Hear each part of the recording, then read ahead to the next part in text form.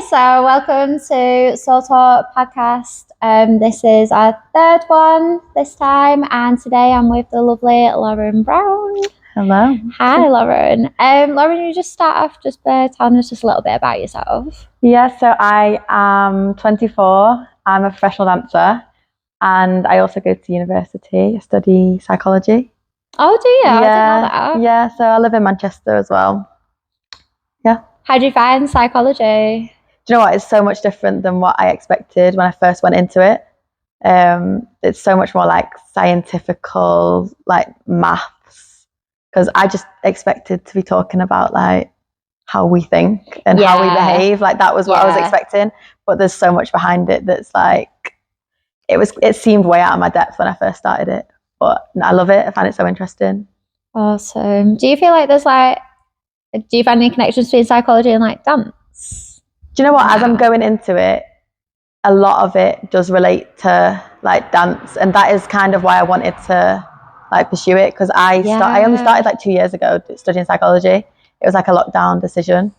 That's so interesting. Yeah, but I think as I'm learning more, I think it's good to have like the scientific knowledge that backs up the fact, like the stuff that you already think. Yeah. Do you know what I mean? So it's like I just feel a little bit more. Do you ever watch people and you sort of like psychologically can see bits of what's like going on? I used to like have lectures, and then I'm for the rest of the day like looking if I can like people see if I can see that in somebody else. I'm like, do you know what? Freud said that.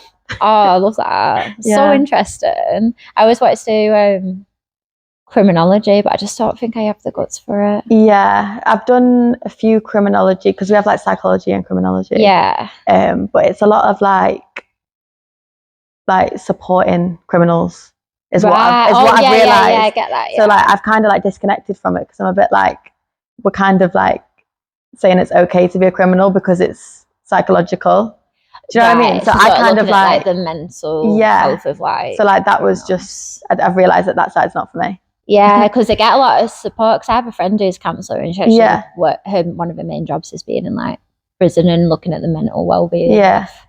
And there, but okay, so like some of the stories she tells me, though, I'm like, wow, I can imagine like so you've got to have a good stomach for that. Yeah, like definitely. I'm such a baby with stuff like that. I feel like you just get numb to it though. Like the people because I'm on a placement at the minute, right? And it's in like a mental health crisis. Okay. So people come when they're in crisis, and like the staff who work there are amazing. Like what they have to deal with, they're just like, it's just like a job, because it's obviously a job. So it's like, they just take it on the chin. Do you know what I mean? So I think you do get used to it. So it's something you get used to. So yeah, you harden to it a bit. Yeah. Before, so you'd be fine.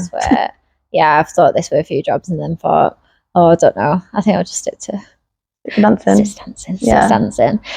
So like today we are talking about probably something that is very taboo, like in particularly in the industry we both know each other in, and like how we'd actually, this is like our first like proper conversation because we've passed each other like it's always been like, hi, how are you? Hi, but never like always like acknowledged each other but not actually had a conversation. And then the conversation we're having today for the first time was like 0 to 100. Yeah, definitely. But at the same time, something that needs talking about. Yeah, I think that a lot of people have sort of wanted to put this under the carpet and not sort of, expose it as such, because it is probably known as like the most sensitive subject in the industry. So we are talking about sort of grooming aspects of the dance industry today. So I'm just gonna ask you a few questions, just gonna go easy with it. What I firstly wanted to ask was like, why do we think like grooming is a problem in particular? Obviously this happens in a lot of other environments, but in particular, like, why do we feel like it's happened in the dance industry? And is there a reason behind why there's been quite a few cases now? Yeah, I think it's just like, it's the blurred lines in terms of like rules and like the teacher and student. It's not like a teacher and student relationship in like a school, for example. It is just blurred. It shouldn't be, but it is. I think as well because it's so,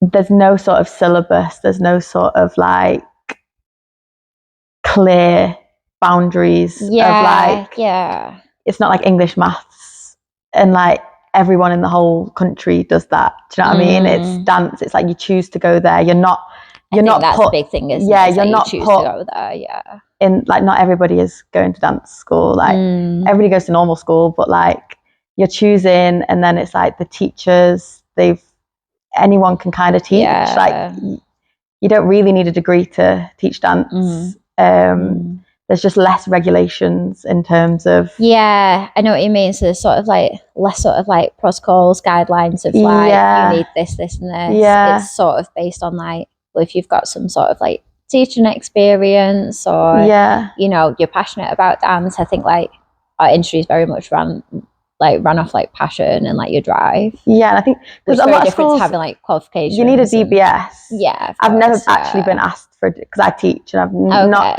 I think the odd time I've been asked for DBS. So I think for a start, it's that anyone can teach, really. Like nobody's checking. So I think that is why it's so common. Because do you know that's such like a big point? It's like when I work in schools, the first thing is like you're not getting in that school unless you've got a DBS, exactly. And like it's sort of like a thing of like, you know, when you're going to a school, like there's not to even bother trying to approach teaching at a school or like anything after school unless you've got a DBS. But yeah, I actually like the whole time I've taught dance, I've never actually been asked for a DBS for a dance school. Yeah, it's because in a regular school, it's like they know that people are going to check up on that. They know that like it's a legal requirement. There's nothing set in stone in dance schools. Yeah. Do you know what I mean? Yeah, definitely. Like I think it's highlighted that like quite a lot. Yeah. And I know like there's sort of some future talk of like starting to put things in place now where like all teachers do have DBSs, you know, and that there are sort of like inspections of dance schools to check that there's sort of like regulations being met now, and a bit of like a structure of that will start to sort of be molded.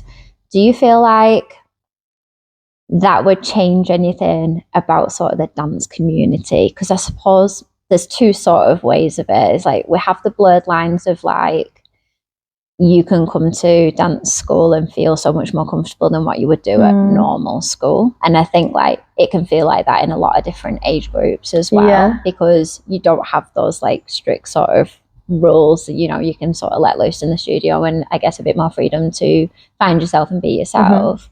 Like, do you feel like if we had sort of these regulations and rules and it was almost sort of starting to change to like being Ofsteded as a dance school, like would it change how we feel like we can be with our students then, that like connection that you have with them, and then being able to be themselves and you being able to be yourselves? And it's so hard because it's like some of my best friends have also taught me dance. Like I have learned from my best friends, and they are the teacher figure to me. And like one of my absolute best friends, I absolutely looked up to her like so much, and she was essentially my teacher. Like, but we also hung out and would have sleepovers, and do you know what I mean? So it is. I wouldn't have some of my best friends if that was the case. I wouldn't be able to have some of my best friends right now. So it is so hard. Like, you can't have that. But I think as well because we're all so close in age, like anyone can teach, and there's like 18-year-olds teaching, and there's going to be like 18-year-olds in the class. So obviously, if you both got the common ground of you both love dancing, you're going to be friends. So it's like it is, and it's wrong to not let somebody be friends because they teach you. Like, and that's it. And I think because you're doing something that, like you said, you choose to do, you're going to have more in common. Like they're probably going to be more your circle of people and the people that are going to help you grow more than anyone else. And like I've been in that situation before where, you know, I've had like my older students who sort of like gotten to an age where we can go out and stuff, you know, and we've had like social gatherings and stuff where you do end up being like friends with them. Like, which one is of them so became nice. like it's really nice. Of mine, do you know what I mean? And was like at our wedding and stuff, and like it's a bit of a. But you don't get that with like your English teacher. Do you know what I mean? Like you're not going to get that. But you sort of, I suppose, you know from the get go, like what that's going to be like. And I think that it'd almost be a bit confusing now to try and put a structure like that into a dance school because we've been so used to it being the other way. But then you always get those few people who've just taken it that step far, and I suppose the duty is there to like, we've got to sort of protect these students now. So we've sort of addressed like, would the community change with this? What I wanted to go to next is, do we feel like because of these blurred lines, has it sort of made those students more vulnerable to potentially being groomed because we don't have those protocols in? Because it's sort of a bittersweet, isn't it? Is that, you know, dance school has that freedom, but then has it in turn ended up putting students in a vulnerable place where they could easily be more groomed than what they could in a school setting or in more of a, like an educational setting. I think it's like the trust that you build as well. If you're at dance class every night of the week, like, you're gonna really get to know your teacher, and like, you find yourself trusting your teacher. So I think it's the element of trust that makes you so vulnerable, because you're seeing someone all the time, you look up to them, you're like, I see the best in everybody, and like, I think that is what makes you so vulnerable, when you let your guard down and you are trusting somebody. See, because you're trusting them with your training, but you're also trusting them to grow as a person, especially when you're young. Like, you learn a lot from your teachers and the people who are direct, like, that have direct influence.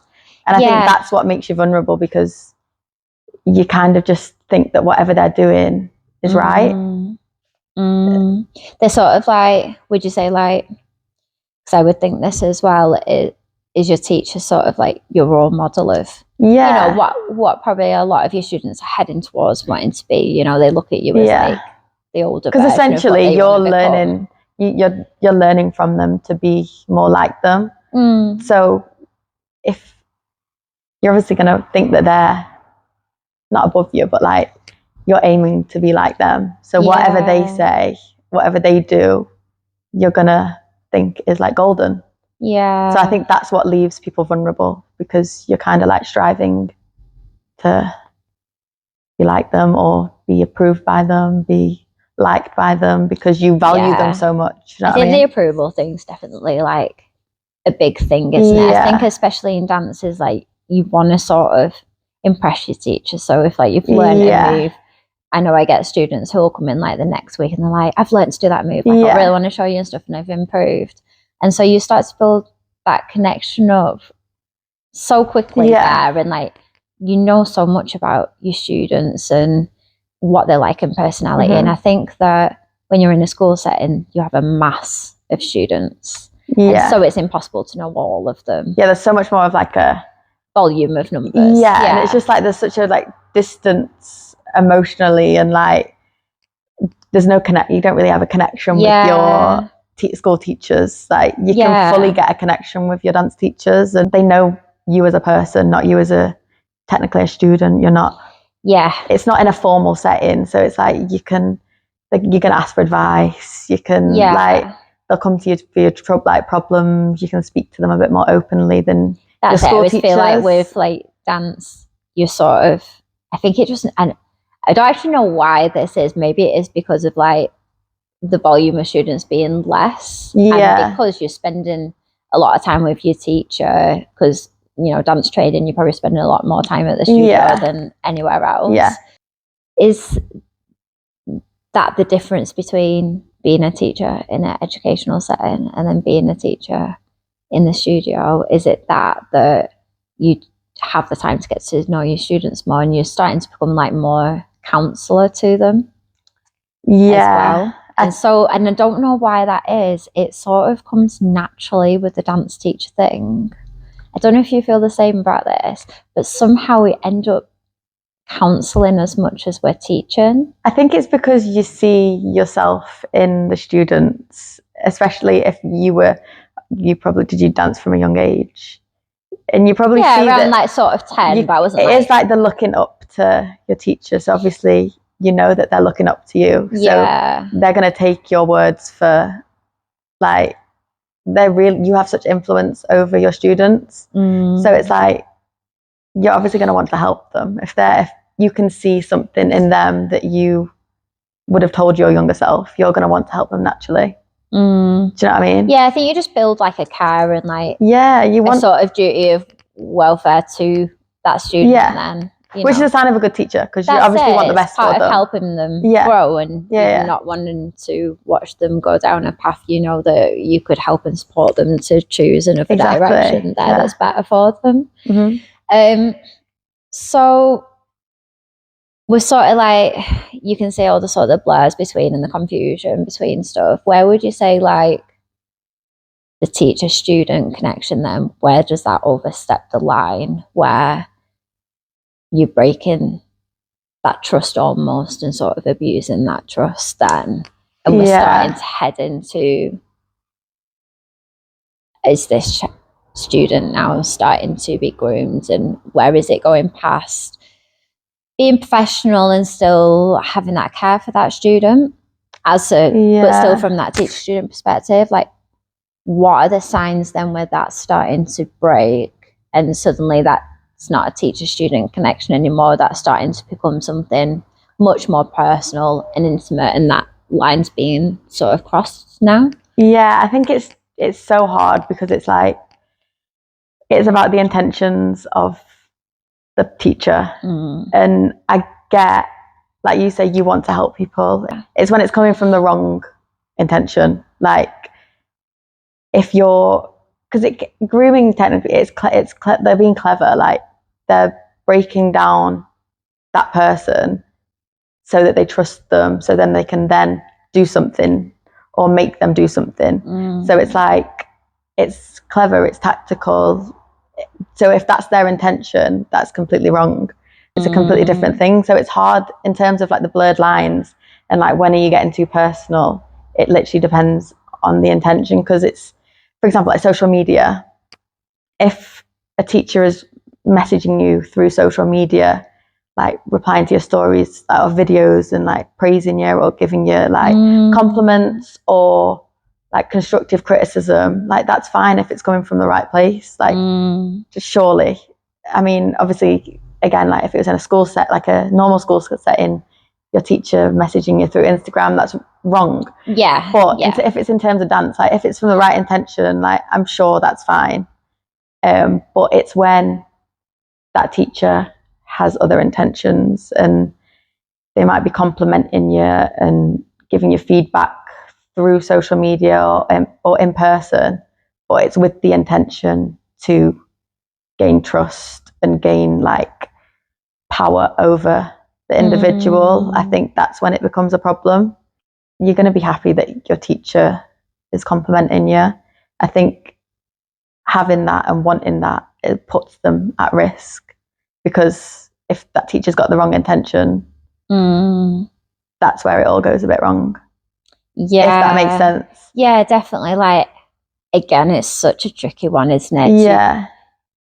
To catch the signs of what potentially could be grooming in that situation. I mean, we all support our students, and sort of social media, especially for dance, has become a very supportive like network. It's amazing. You can sort of support your students from afar, as well as supporting them in class, seeing the product of what they're producing and how they're progressing, and I think dance teacher to dance teacher as well. Let's be more specific. Because there are definitely like wording of things now where you're like, yeah, that's a definite no, that's definitely like, that's crossed the line now. Like, from your experience, if you don't mind me asking, where was the change where you was like, okay, no, that's changed now? So that feels different.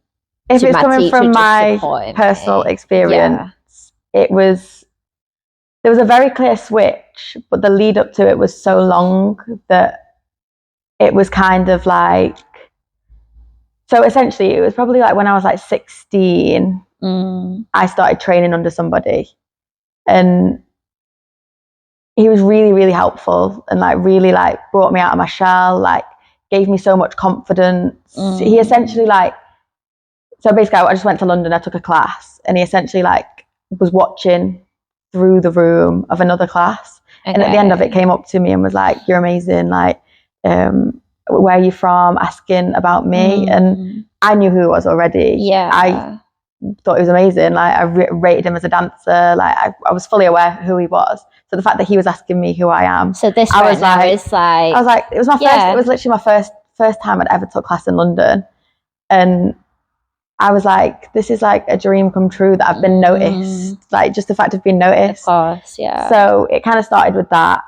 And that's like, that's the confidence what everybody wants, you sort of, you know, and I really needed it as well. Like it really gave me that boost to be like, I can be a dancer. Like I'm clearly special because that's it. Like somebody from London didn't know me before, but he's just watched me in a class and thinks I'm I'm special. Yeah. So it kind of started from that, and then because he kind of picked me and like supported me, I thought, oh, I'll like lean towards like maybe he's the person that I need to lean towards to like.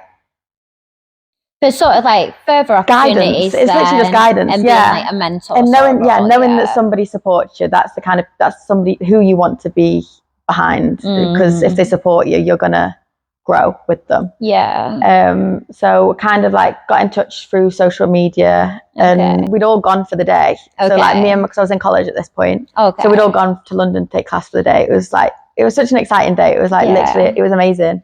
Was this like a weekly thing? No, it was just like a one-off. Just a one-off. So I'd literally just went to London for the day. And then from that, I kept in touch like through social media. We'd like my videos, message like see when I'm next in London, or like just give me like support online. And it was always like, I'd love you to come and train with me. So like I just wanted to be in London so I could go and train with him. So even though I was in Liverpool, but then he would come to Liverpool a few times. I think he came a few times to teach at the college that I was at. Okay. So it was kind of like the massive distance between us, but. And at this point, did anything feel sort of untoward? Not at all. This just felt like, you know, somebody was really supporting me, and it was someone who was working in the industry. He had all the connections. He was like booked and blessed, because it was like when he would come to the college, I knew that I would be the one that was kind of like the favorite, and that was nice because I didn't really have that at college. Like I didn't feel like the favorite. Yeah. So this was like a new experience. Yeah. And like at the end of the class, he'd always be like, Lauren's one of my favorite dancers. Like, and it was so like supportive, and it really brought me out of my shell at that point. Like it was such a confidence boost for me. Started going every Sunday, to train with his company, and again like. It was good training. It was like with all different people that I didn't know. Some were in the industry, some were like me that were just like trying to get in the industry. So it was nice. Like it was a nice like community. It felt like sort of the next step. Yeah, like I've literally felt like it was just the way into London, because obviously I was in Liverpool at this point. It was a bit more like he was a friend now. He wasn't just like somebody that I looked up to and somebody that would teach me. Like we were getting a bit more like friendly.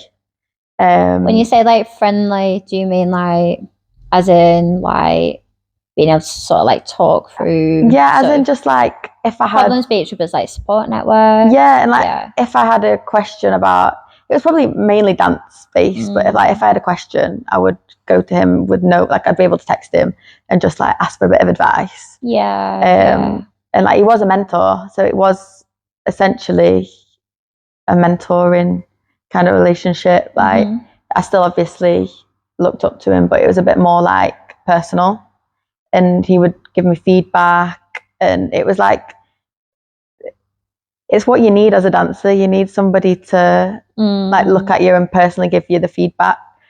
I trusted him completely. Like I really thought that he would help me in my career. I thought he had the best intentions for me. And I genuinely believed that. You know, and so at this point, is this like, are you still 16? Are you heading more towards like 17? So, yeah.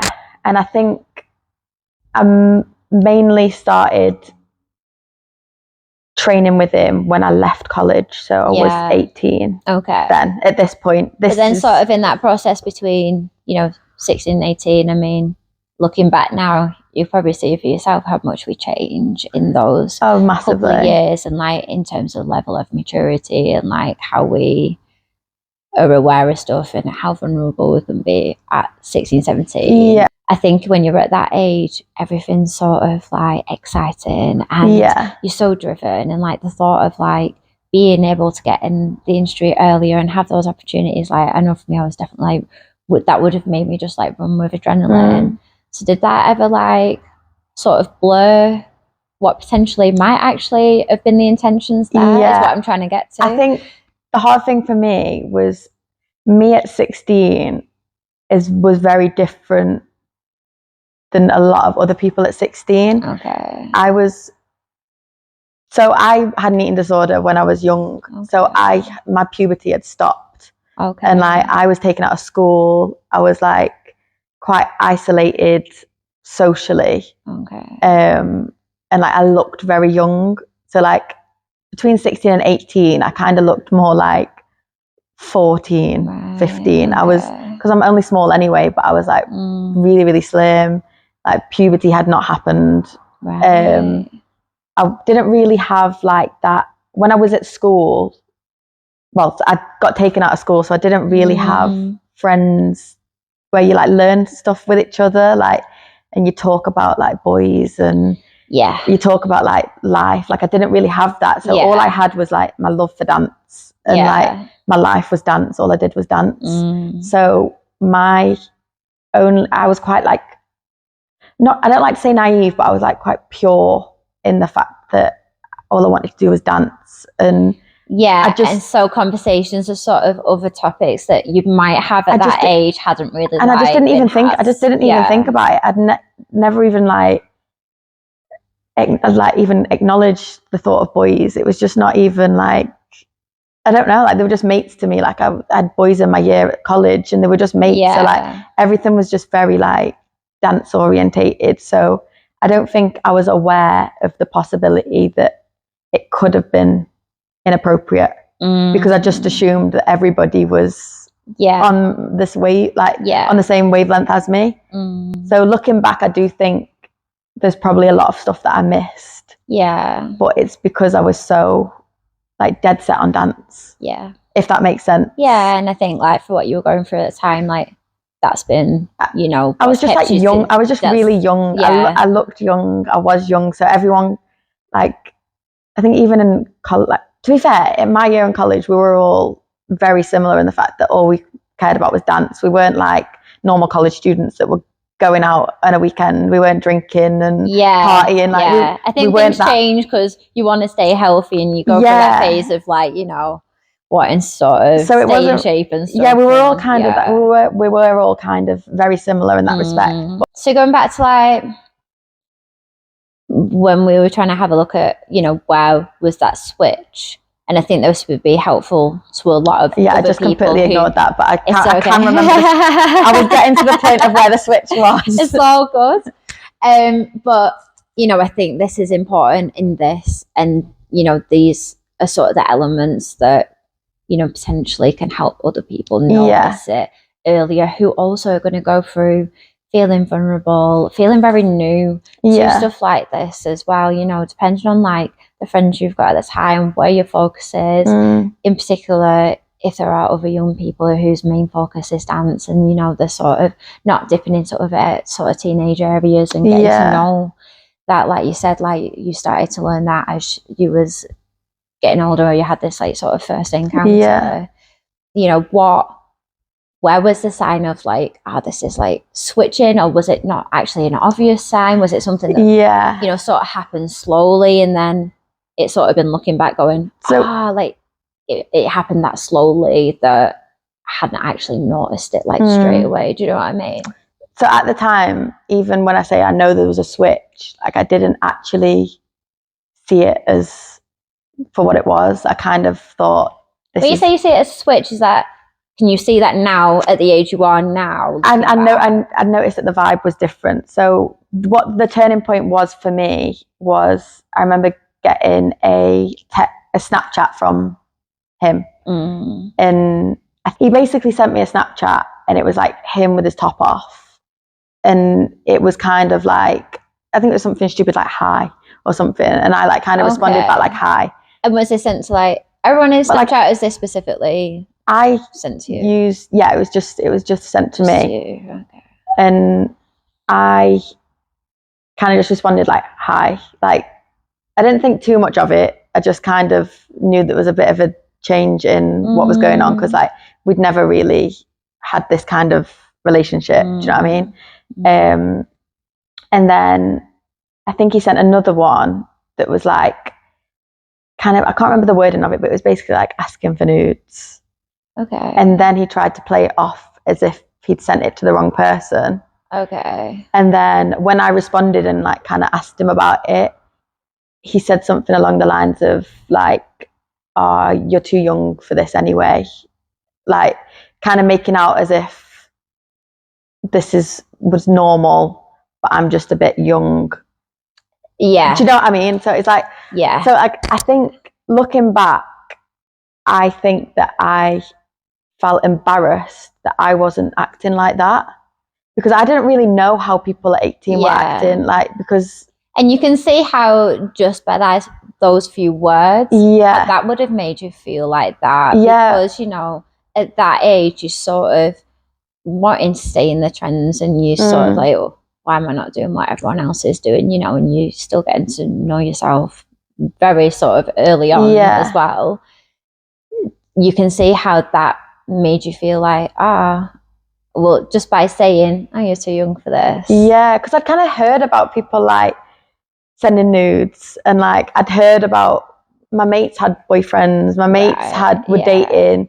So I'd kind of heard that this stuff went on, but like I'd never encountered it before, and I'd never this situation had never happened. So looking back, I think I thought that was normal, and I was strange for not wanting that to happen.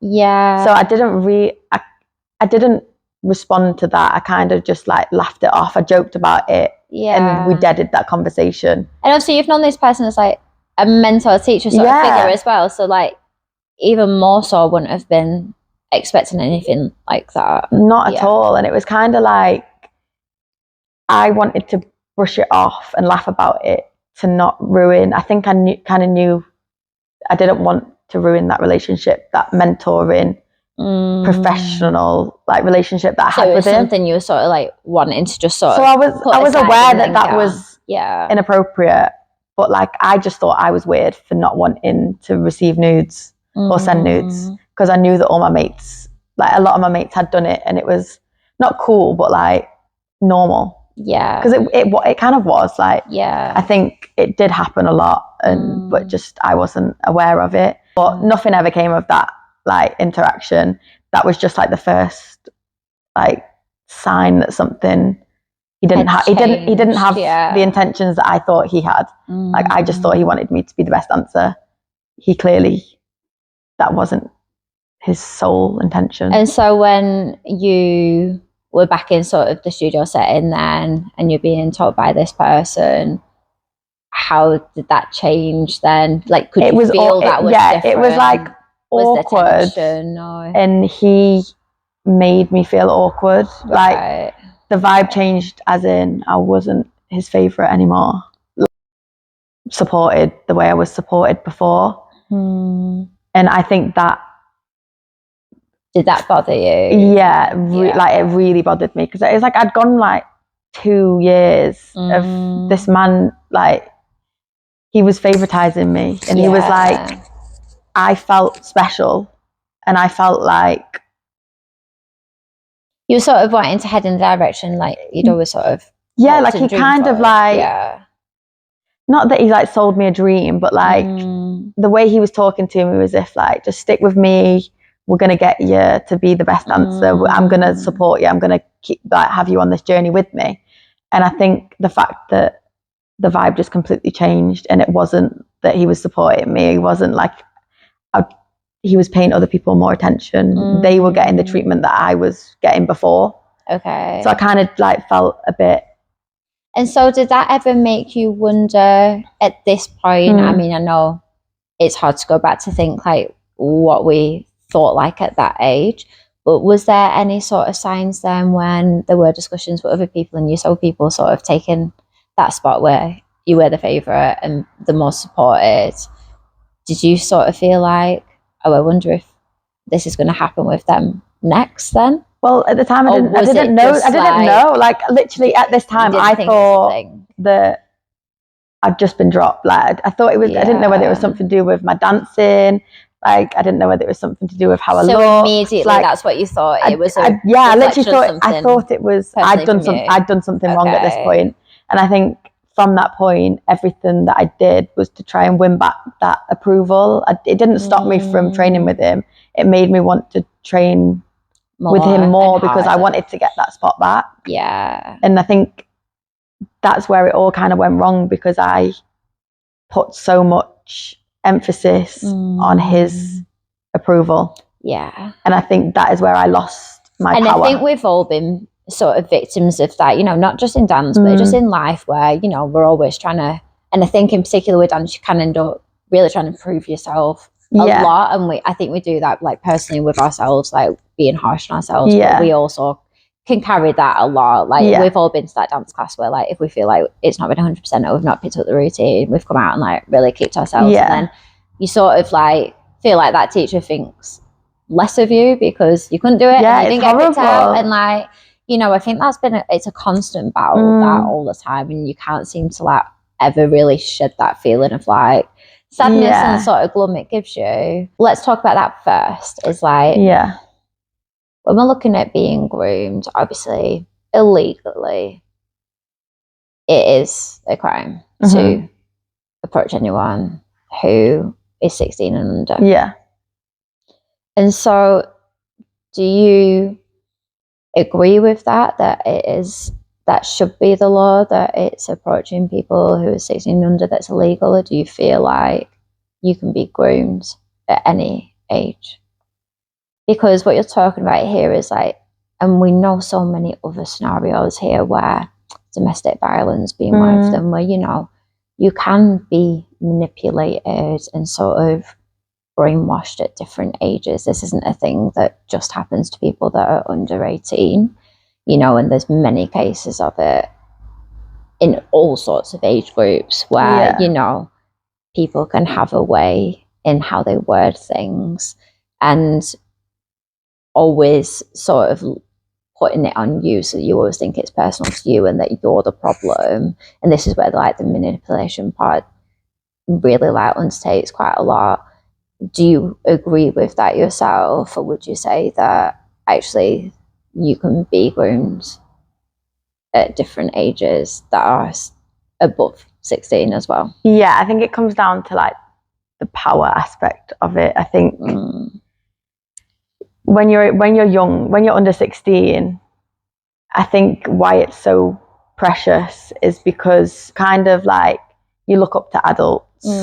But I feel like when you are over 18, that same thing happens when somebody has like the power. So, like, in terms of like a mentoring situation, you could be over 18, but your mentor kind of has power over you, if that makes sense. So you are like, in that way, you are kind of younger, you're kind of lower. Okay. So I think that is where the adult grooming can happen. Yeah. When you've got somebody with more power or who is in that position to, like, put you up. Or, like, it doesn't necessarily, you don't necessarily have to be under 16 to feel, it's like you say, beneath somebody.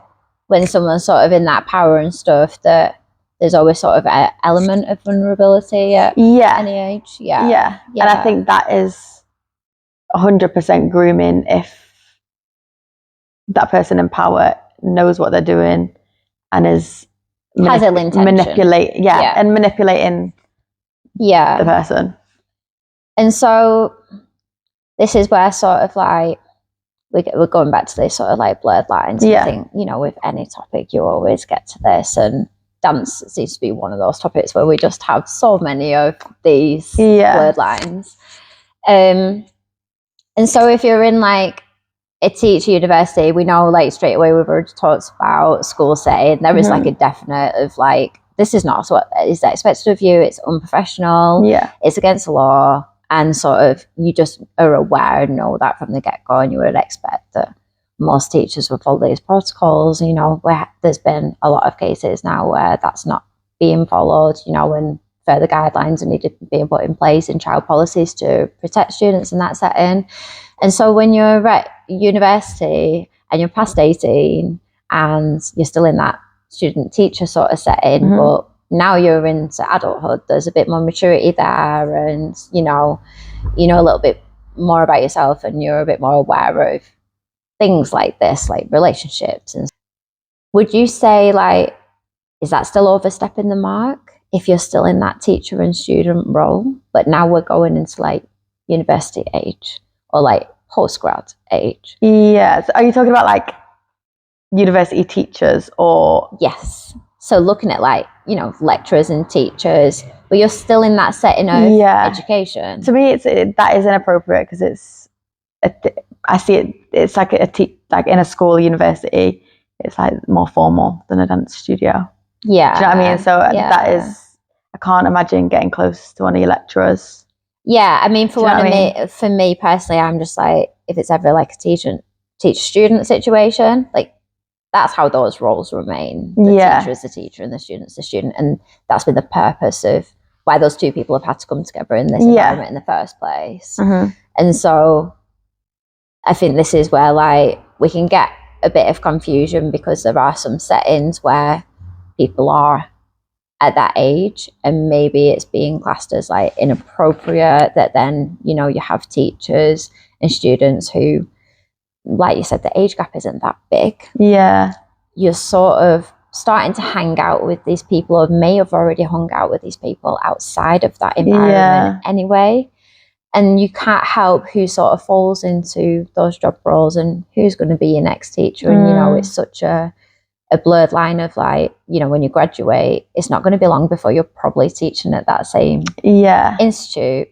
And so where would you say is like, where's that line of like inappropriateness? Is there even a line of like that being inappropriate? Like what? I think this causes like a lot of sort of confusion among the industry. And like we both have said before, like we have got friends who, you know, have been in that situation, and they're sort of at that age where, you know, there's not even really an age gap between them. And if you took them out of the teacher-student sort of roles, wouldn't be deemed as like anything out of the ordinary. Well, one of my mates, actually, when I was in college, she then became a full-time teacher at the college, which was actually my best mate, like my sister. But I remember that college made her remove everybody off Facebook and social media, which I think is how it should be. Yeah. And I think we did kind of like have to have boundaries. Yeah, so you knew when you was at college. When I was at college, she was my teacher. Yeah. But when you were out of college, you could be the best friends that you were before. So it was very like, which is what it should be. There should be such a clear line of that role. Yeah. And I think especially when you go into something knowing that they're your teacher, you should, if you're not already friends before, they should remain your teacher. Like, and it should be, the line shouldn't be, I just feel like the line shouldn't be blurred, because you shouldn't be doing that to anyone, period. Do you know what I mean? Like, you shouldn't be acting inappropriate with somebody anyway. Like, that's not the blurred line. It's how it comes about is what's blurred. It's not the behavior, it's the circumstances that you are, because it's like you could be sat in a room or at a party with your teachers and that's not inappropriate, but when they start flirting or when they start talking inappropriately, that has crossed the line. And to me, that's not blurred, that's just inappropriate. Yeah. Do you know what I mean? So it's like, that person's like changing the intentions there. Yeah. So I just think it's about making sure that doesn't happen. And when it does, you can speak out about it and say that's wrong. Because for me, I didn't know that it was wrong. I wasn't aware that I was allowed to speak out about it. I just kind of went with it because I didn't know anything else. And so you've come to the age of 18 then at this point, and I think some people objectively might look at that age and want to know from the other side then is like, what is the responsibilities of someone who is aged 18 and above, which, you know, I think people will start to look at now, okay, when you're 18, you're classed as an adult because of the maturity level you get into, although, you know, I don't know about that because I know at 18 I was still like all over the show, and definitely like for me, like the 20s is where, you know, I learned a lot more. What would you say to people who might say, okay, well, you were 18, was that consented? Was it grooming? Yeah. Was it actually against the law? You know, what would you respond to those people? So I just think regardless of age, consent is consent. And yeah, I was over 18 when he assaulted me. Like when the physical stuff started to happen. I was over 18, but I wasn't consenting. And that's just wrong. And the consent is like a massive thing. It's not even if it's at any age. If it's not even a conversation. It's like it shouldn't be. I shouldn't be questioned if it wasn't consensual. Like it shouldn't be a question whether it's right or wrong if it's not consensual, because that's just clearly wrong. Yeah. But I think you're hearing a lot of cases where, you know, you have groomers and people who have been caught who, you know, their backup is, oh, well, she was 18 and above. And then what does that victim do in that situation then? How do they are sort of able to stick up for themselves, knowing that they knew it was inappropriate and that it wasn't consented? And these are the cases where sometimes things don't get done that needed to be done, and that person can't move forward because this is sort of the excuse and the reason predators are using. Well, I didn't even know what consent was at that. Like, I hadn't kissed anyone. I'd never had sex. I'd never been intimate with a male, female, like nothing. So it was like, it was all new territory anyway. Whether it was a good experience or a bad experience, it would have been new anyway. I suppose nothing to be able to sort of compare this to like, oh, was it supposed to be like so this? like I think I just kind of assumed it was normal, and everybody talks about like the first time not being comfortable and not being a good experience anyway, so I kind of subconsciously must have just thought, oh, I'm just new to this, like it's not. But I didn't want to do it. It was forceful. Like that is wrong, and that shouldn't be questioned. And even regardless of whether it was a teacher or not, like somebody doing that to like full stop is not good. Like that should be like it just, I think because I was not aware of what was going on, I wasn't able to speak out, or like I didn't ask my friends, I didn't have anyone to talk to about it, so it wasn't flagged as a problem because I didn't know it was a problem myself. And I think I just brushed over it because I didn't want to think of too much about it. And I think because I'd already felt not normal anyway, that was me trying to become more normal. I don't even know what my mindset was. I just think that I thought that I was the weird one for not wanting this. Okay. So a lot of that sort of came back to you sort of looked at yourself. Yeah.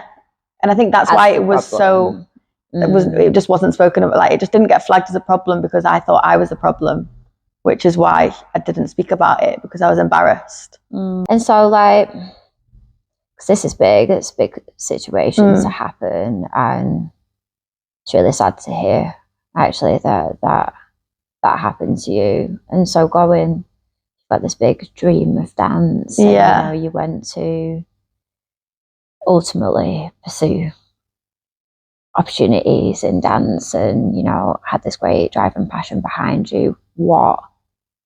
How was that affected then after this happened? He just like broke me down that much in terms of me as a person. I valued his approval more than I valued myself. So I think I didn't think from a perspective of what I was comfortable with and what made me happy or what made me comfortable. I kind of just wanted to make sure that he still liked me. Yeah. If that makes sense. I only ever reached my full confident self before it crossed that line. Okay. As soon as the line was crossed, my confidence went, like everything went with that. Okay. And it was like I wasn't dancing for the right reasons. I was dancing for his approval at this point. So my love for dance had kind of gone. Okay. And I just carried on because I wanted to impress him. And I think because I've gone past the point of like it being purely dance related and getting somewhere in the industry. Yeah.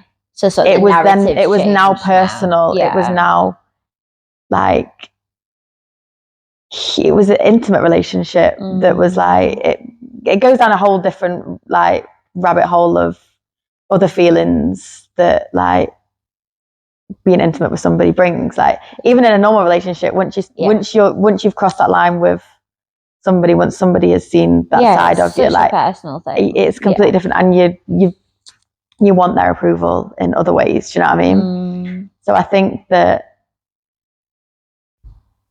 I wasn't myself from that point. I was more bothered about what he thought.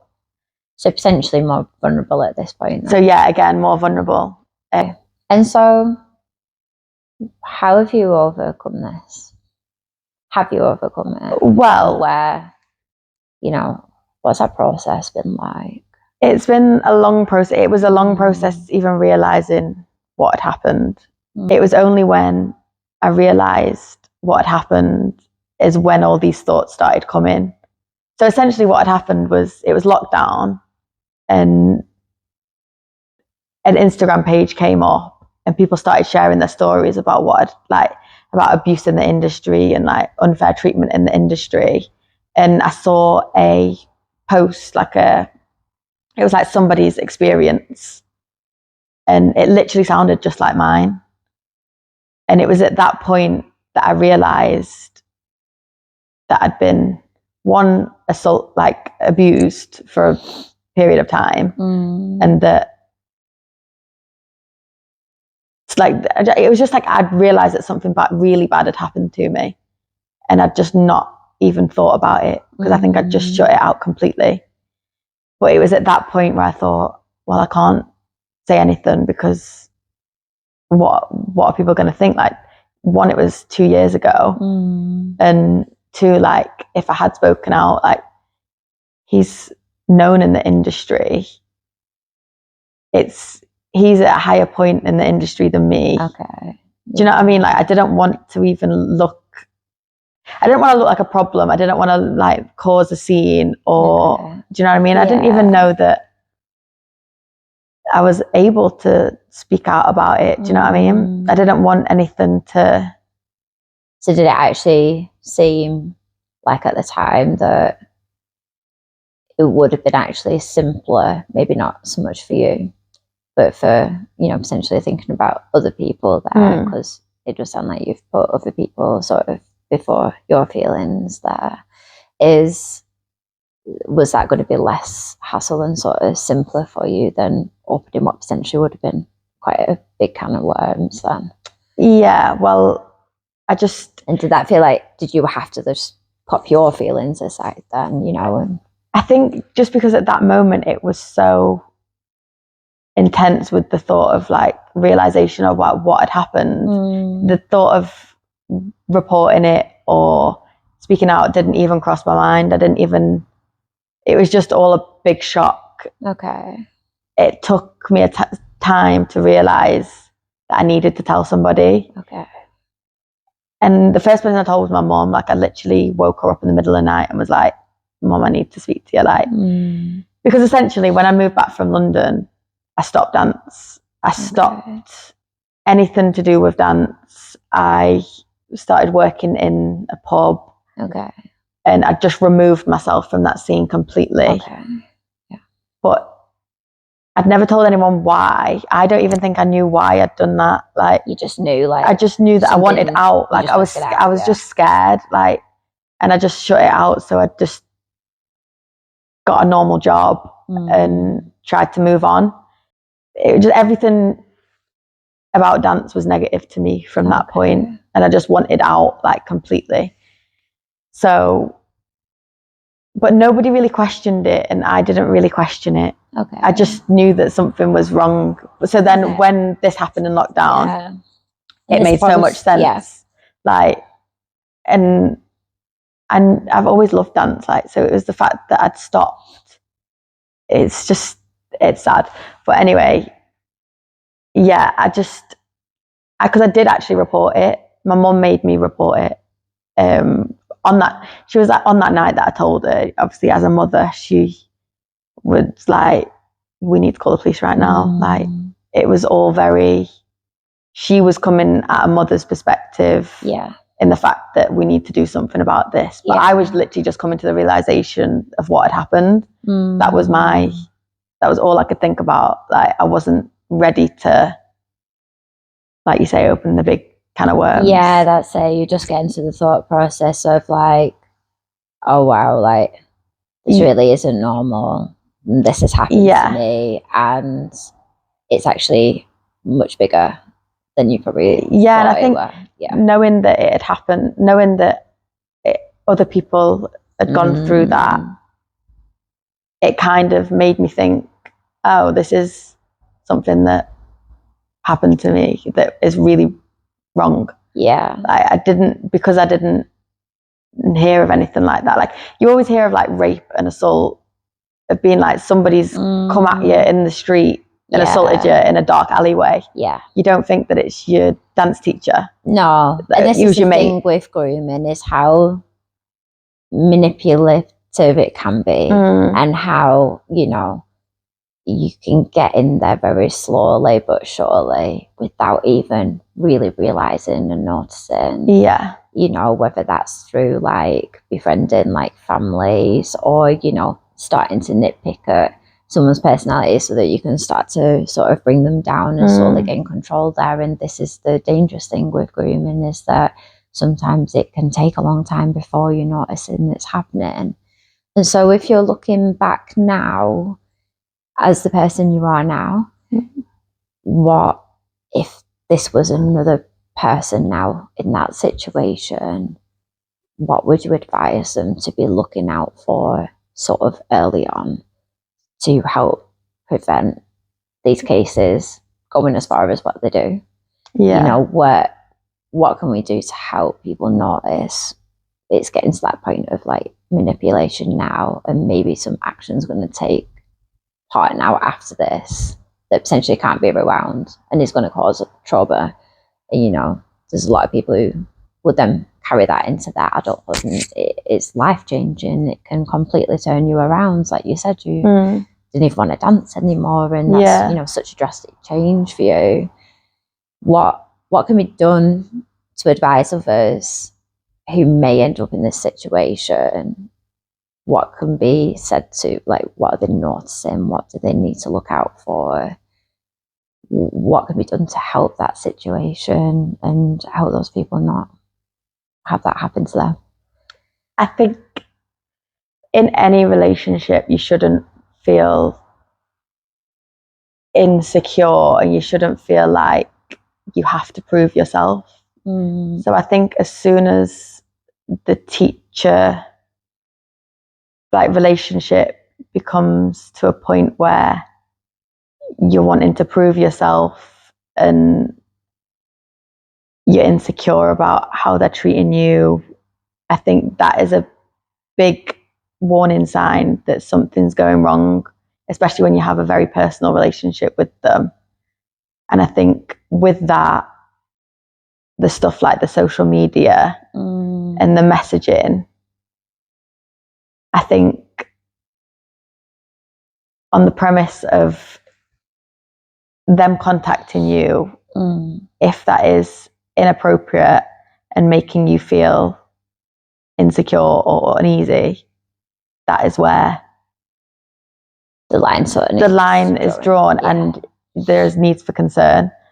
And I think it is, I think you just know that if you have that feeling in your gut that something's not right, you need to trust that. Yeah. Like, I think I knew that something wasn't right when I had that message about the nudes, and I still it didn't flag up as a problem, but I knew it was a problem. Yeah. If that makes sense. Yeah. But yeah, I think in terms of things to look out for, it's inappropriate messaging on social media, inappropriate comments. Yeah. And obviously this will differ to different situations. Yeah. You know, there isn't sort of like one way in how you can be groomed and one way in how you can avoid it, you know. And start, like you said, that discomfort is the main thing there is when it starts to feel uncomfortable. I think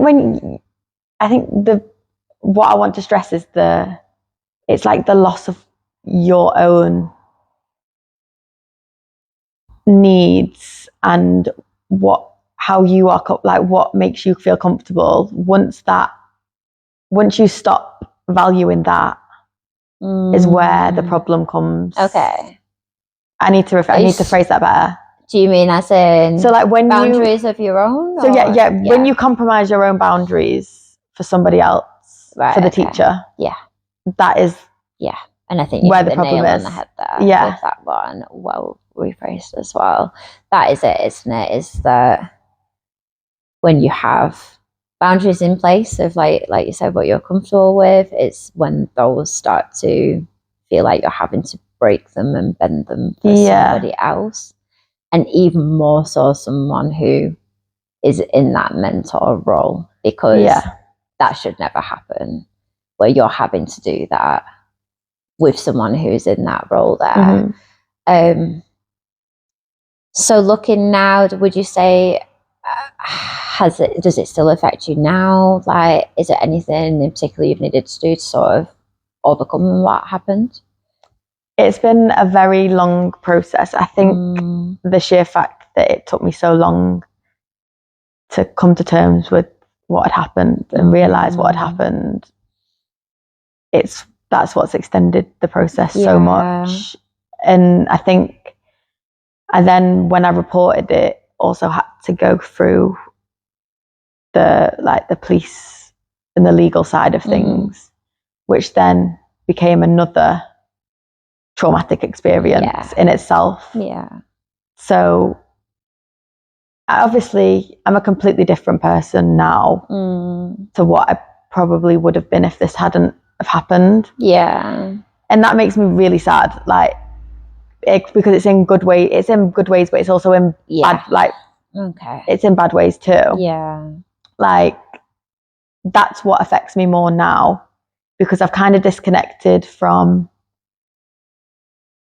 I kind of see my younger self as someone else in a strange way. So it's more like I'm coming to terms with the fact that something bad's happened to me and it's made me a certain way and it's changed the course of my life. Yeah. If you'd have asked me a couple of years ago, it wouldn't have even been a possibility. Right. I didn't even want it. Like, it was just... And that's so amazing though, to have been able to find your calling and your purpose again. And I think when something's meant for you, it doesn't matter where life goes and where it detours and the obstacles face. If that's what you're supposed to be doing, you'll always sort of find your way back there. And I feel like that's happened for you. Oh my God, absolutely. Yeah. And so is there anything, as we come to the end of the podcast now, that you would like to bring up or advise or say? I think what I want to get from this is just a conversation about this topic. I think people know that it happens, and people do, for example, share an Instagram post about assault, about grooming. Yeah. They're happy to repost it to their story. Yeah. But it doesn't go any further than that. No, It doesn't. No. Nobody and why talks do you about think it. That is like what is that? Like why? And I think people do talk about it in certain sort of scenarios. Maybe it's like behind closed doors in your own personal space. But why is it just not spoken about to the point where, like, it's bringing more awareness? There's almost like I can't help but sense there's a fear there of something, like someone's going to be dropped in it, or just talking facts about it. It's too taboo a subject to bring up. What is that about? Why don't people want to be open and talk about it? I'm brutally honest. I think it's because people know that their mates are doing it. Okay. Yeah. They don't want to call out their mates. They don't want to drop people in it. Yeah. I think they're scared of calling people out. Yeah. And I think also from the perspective of like victims, they don't want to be a problem.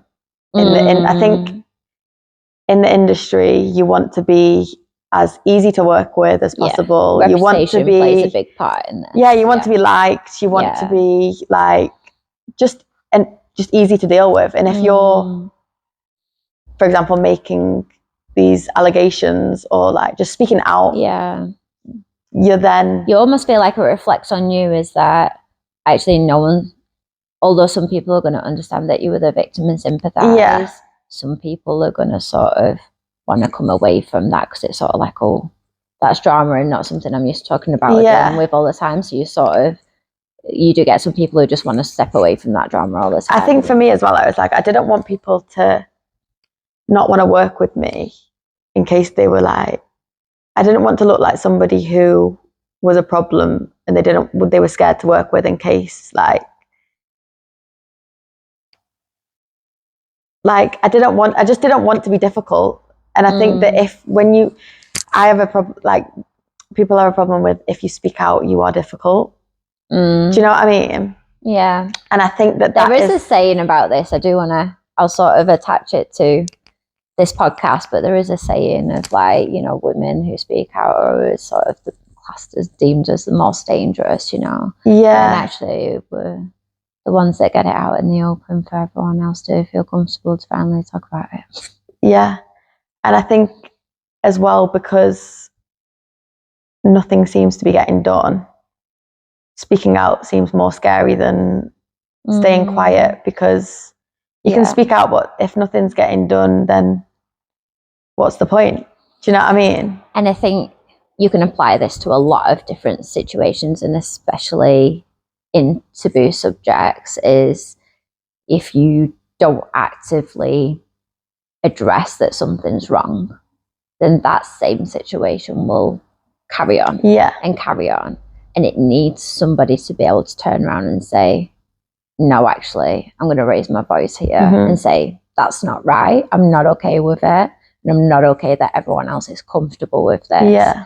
And so you start to turn the wheel a little bit then, and people go, oh, right, okay, the next time this happens, like, we've realised, like, this is actually really uncomfortable now, and we're starting to be aware that it shouldn't be happening.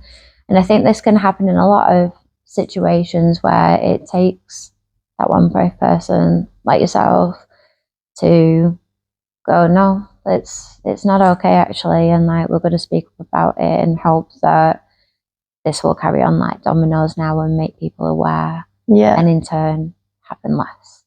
And it needs people to actively do that, because nothing changes otherwise, and it's these small changes that make the bigger impact. And you might think, oh, and I think that situation, sometimes people think like, oh, it's just like one situation, like what difference is it really going to make? Not realising actually if multiple people can make that small change, the big change it has in the end is huge. Yeah. And being brave enough to talk about it, being able to see those signs, to know that it's not something that should happen to you, Back to the report. Mm-hmm. And so, did you feel like you were taken seriously there? And what were the next steps of dealing with that process once you'd taken it to the police? Yeah, so I'm really glad that I reported it. I don't think I would have reported it if I hadn't have spoken to my mom, and she really supported the point of going to the police, reporting it. And I think from that moment, I kind of took on the view of I was doing it to prevent it from happening again. Yeah. And I didn't want anyone else to go through what I had. So when I went to the police, it wasn't that I wasn't taken serious. It was more I was having to prove myself and that I was telling the truth. And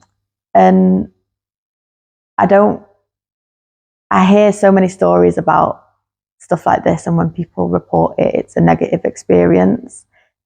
And for me, it was quite a negative experience. And I hate that because I don't want to put anyone off reporting it. Yeah. Because it is the right thing to do, and we should be reporting it. Yeah. But the nature of the case, you do have to prove yourself, and there has to be really strong evidence to get the desired outcome. Yeah. Which is essentially them being prosecuted. But for me, there wasn't enough evidence. Yeah. The reason why it didn't go to court was because there wasn't enough evidence. Yeah, it was obviously the sort of the evidence they're looking for is like tangible, like visible. It was 2 years on. There wasn't physical evidence. Yeah. It was just. It seemed at that point like the police investigation was more traumatic than what it was worth. And I think my point of this is if I'd have reported it when it actually happened, something could have been done. Okay. If I was aware at that time what was going on, actually, something could have been done about it. So I think it's spotting the signs, knowing when to speak out and knowing that you can speak out.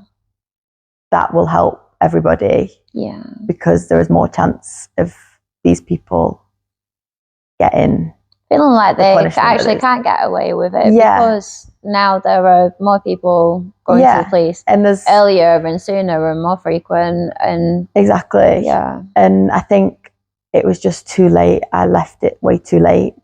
And I know that there's other girls that it happened to through that Instagram page that I mentioned. So what I didn't mention was the post that I read was actually about the guy that assaulted me. And I did. And how did you know this? Like, was this actually like person named or? No, but when I went to send my account in, so I thought it's going to be anonymous. I'll just send my account in, and it was kind of like therapy, I guess. Like it was the first time I'd like let it out. So I sent my whole experience to this Instagram page, and I actually named him in that it's like my recollection of what had happened. I named him, and they responded with, "This is not the first time we've heard this name." I think if there was more people who felt comfortable to report it, that would help the case. Yeah. I would never want to push somebody to report it, or I understand why people wouldn't want to report it. Yeah. But he could potentially be prosecuted if more people came forward. And so this prosecution didn't go ahead? No. Was there anything that did come out of it? Like for him as a teacher, or so were there any charges put in place, and if not, what did they do about it instead? What came of it was he wasn't allowed to teach in certain boroughs of London. Okay. There were certain studios in certain boroughs of London. Am I only certain ones?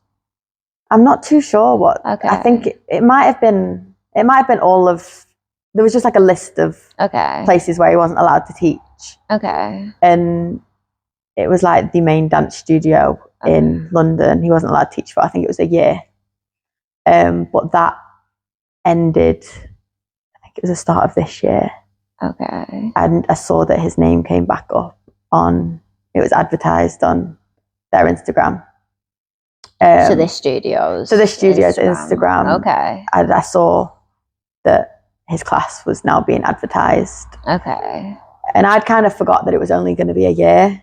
Like in my head, he was just not teaching in London now. So this must have been a shock to you. It was, my stomach literally just dropped. I thought, in a way, I just thought at least something had been done that he's not going to be teaching anymore. Yeah. At least like, it might not. Something just to make you feel. It might not have like gone to court. He might not have been prosecuted, but at least something had been done to one, safeguard other people. Yeah. And I could go to London and feel safe. Yeah. And I could go and take class and feel safe. But I saw this post and literally every feeling that I'd felt in the police station, when I was in London, it just came back to me, and it was just like, I can't believe we're back at square one again. Like he's back doing what he was doing before, and nothing has changed. He's done this horrendous thing, and he's able to just go back to his normal life. And is that the current circumstance now? Yeah, he's still got a person is still got a weekly class. But I actually I emailed the dance studio. Okay. And I basically put that I don't feel comfortable knowing that this man is teaching. And did you communicate there that obviously that you'd had gone to the police, and they obviously were aware of this ban, so they must have. Yeah. So did they know why? I told them about the fact that he's been reported, and they were aware of this, and they responded with, he was not found guilty, therefore they can't stop him from renting the studio to teach. But he'd been banned for a year, so what would they say in support of that? Why would they presume he'd been banned? It wasn't the fact that he wasn't found guilty, it was the fact that there wasn't enough evidence. Okay. So that kind of sat with me wrong again. I felt like I was being accused of lying. Yeah. I felt, and that's coming from a dance studio, that's coming from someone high up in the industry. Yeah, and potentially a place you think would be really wanting to put a stop to this. Yeah, and somewhere that I wouldn't even risk it. I used to love going, like, anyway. It's an amazing studio. Yeah. I felt comfortable going to the classes, knowing that I wouldn't see him. And I didn't even think about it when I took class there. Yeah. Because I knew that he wasn't going to be there. And I just thought that, why would they want somebody, even with allegations, even if there was a 1% chance that he was a risk, I don't know why you would want that in your studio. It's very confusing. Like, as a studio owner, if I knew that history of somebody, there's no way I would even risk them being in the same studio with the students we have. Like, it just wouldn't even be worth it. I can't understand why they would think that's worth it. Is there a particular reason you think that is? Is there any sort of popularity, reputation, anything there? Well, I don't understand why he needs to teach there. I don't understand what relevance that has. There's so many teachers, there's so many amazing choreographers that are probably dying for a slot there. I don't know why he needs to teach there. I don't know what. It's almost like, and you never know what the support network is like from the opposing side, and I think this is where people slip through a little bit. Yeah, but he is teaching there, and I don't know what I can do now to safeguard the students. I don't know whether he's still doing it. I don't know whether that is the case, but... And so you're left with a case of you hope things have changed. I hope things have changed, but I also... This isn't abused again. Yeah. But then it's scary to know potentially that it could happen again, especially with the trust being given back to that person to be back in a teacher role again. Yeah, I pray literally that he's changed and this isn't happening. And that is worst case scenario, because he shouldn't be given that. It's just I've lost my faith in that particular, like, in the industry. I don't feel supported. I don't feel like it gives people the confidence to be able to speak out. I just don't think it sets a good example of like that there is consequences. I just it's really, really disheartening to think that we've gone essentially backwards. Yeah. You know, and it goes back to people not standing up ultimately for what's right. You know, and in these sort of situations, they need to be taken more seriously. And if that was a personal experience that person had to go through, then they would understand how that can leave you feeling, the trauma it can cause you, and what you then have to go through and try and overcome. And I think people can't always be empathetic enough to stand in those shoes and actually realise what a serious situation it is. And so there's definitely the message there of, if you see it, say something about it and call it out. Yeah. Because this can't continue, and people can't be let back in these teaching and student environments without any thought behind it, or without at least investigating that further. Yeah. And so I think that sort of brings this podcast to an end, knowing that what we want to get from it the most is for people to stop shoving it under the carpet. Yeah, I don't think I've heard a conversation like this. No. I don't think it's been said so explicitly. I think even it could go further. Like we have still not. I feel like we've unraveled so much, but there's still so much that can be spoken about, and so much, like, these things need to be called out. Yeah, obviously sensitively and within reason, but it needs to be spoken about for what it is, and not like dressed up. It just needs to be said, and it just it falls into like I don't want like the cancel culture of like naming and shaming people. It shouldn't have to come to that, but I don't know how things are going to get better if people aren't just brutally honest. And I think there's definitely, I'm aware of other situations where this has happened, and, you know, prosecutions have been put in place, and great people out there have gone out of their way to be like, hey, I'm just letting you know this person's been prosecuted, you know, don't put them at the studio, and making people aware of that, you know. And some people might go, oh, well, that person's just sort of sticking their nose in and stuff. No, it's that person's duty to have got this information, made sure they passed it on. That person, it's their choice then what they do with that information. You look into it and make that decision yourself, but this is what needs to be brought up, and people need to be made aware. And, you know, in this particular situation, they were 100% right. Yeah. You know, and that has saved a lot of studios having to go through what some other studios had to go through in that situation, and what their students had to go through. And so I think people are starting to talk about it a little bit more, and and bring it forward and be a little bit more brutally honest about it instead of sort of going around. I would probably more so say that, you know, for some of the teachers that are within the same age group of the people they hang around with outside the studio, I think that's where that can feel like a little uncomfortable of like, I'm dropping this person who potentially I've hung out with before, or, you know, has taught me before, not wanting to go down that road of sort of drama or reputation. And like you mentioned before, not wanting to be the person that feels like they're causing all the trouble because you spoke up. Yeah. You know.